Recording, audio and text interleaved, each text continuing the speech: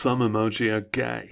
Get used to it. Yeah, I thought I'd better get this topic done this month, for, you see, I myself am the kind of asshole who abjures all identity labels and doesn't understand the genderedness of humanity and would prefer to remain alienated than included, but I'm perfectly willing to pinkwash my brand if it'll get a few clicks. Wherever you are on the spectrum, the rainbow is the gayest weather, except when it's raining men. If you need to remember the order of the colours, it's RuPaul, oh yes, gay batch in Vogue. Apple have surprisingly used plasticine. It seems a pity to use only half the arc, which, yes, a full rainbow would be a circle, but a full half one seems reasonable. Only old Google had a go at a full half. Old Samsung has Rainbow Road. There's a bit of a trope of having the quarter pipe rise out of a cloud, but that's kinda unfortunate when the cloud is two orbs of slightly different sizes. But, you know, the colouring makes this a bold pride statement. In the lack of a full half, SoftBank's is best.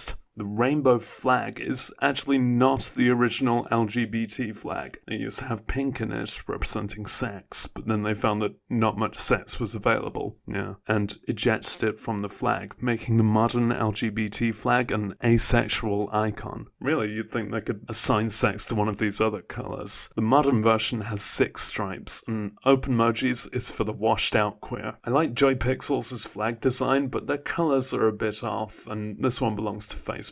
Okay, this emoji isn't yet officially public, but it's coming out this year, and it's accepted in a few places, like trans people. It's the one flag inspired by bacon toothpaste. Facebook's is nicest. When the transgender symbol is public, it'll be a brilliant counter to those who claim there's only 2 gender emojis. Wait, not that this is a gender.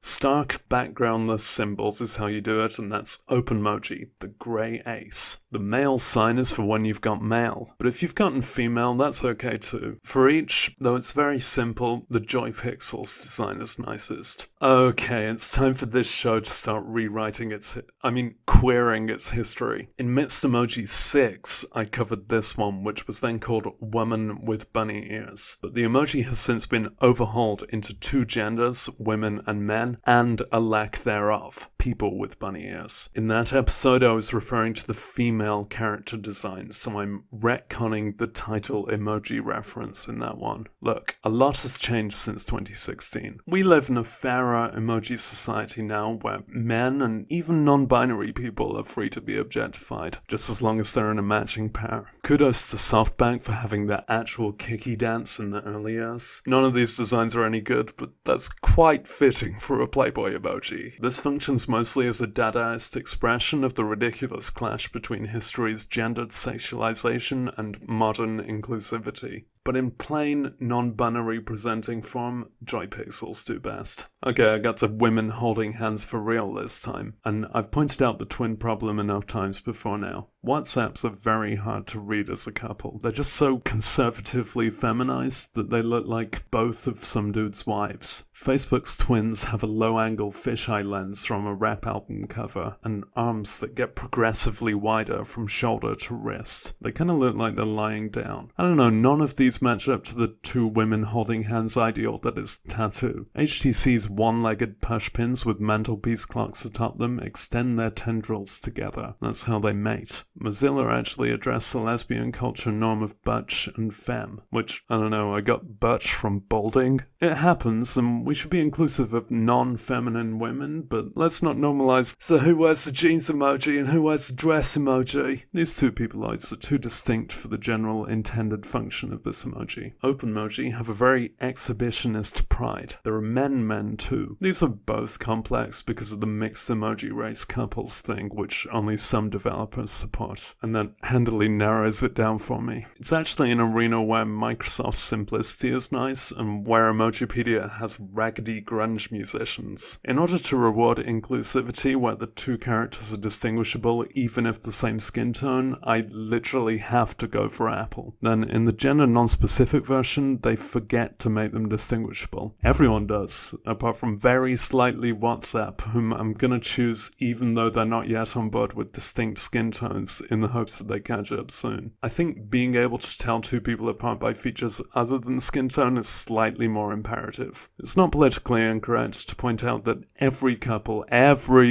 has a fastidious one and a slacker one, but they balance each other out, and people do start to resemble those they're with anyway. The even couple. What's man and woman holding hands doing in a Pride episode? Shut up. One of them's bi and the other one's pan, but I'm not saying who's which or that those two things are the same or different. Actually, we have no idea if they're trans or asexual. It's probably worth the bet to be inclusive. There's still a problem where we don't have a couple emoji of an ungendered person and a gendered person, and we wouldn't have had to get to all this if we didn't gender these people so insistently in the first place. Talking about other things doesn't make any of these designs any nicer. SoftBank feel creepily traditional, but I enjoy their earlier game sprites. They're not good options, and I'm saying Apple. But what of LGBTQ animals? Yep, you can't spell bird without bi, and the peacock is represented in an array of bluey tones with massive dazzling plumage. Peacock is the Gigantamax of fowl,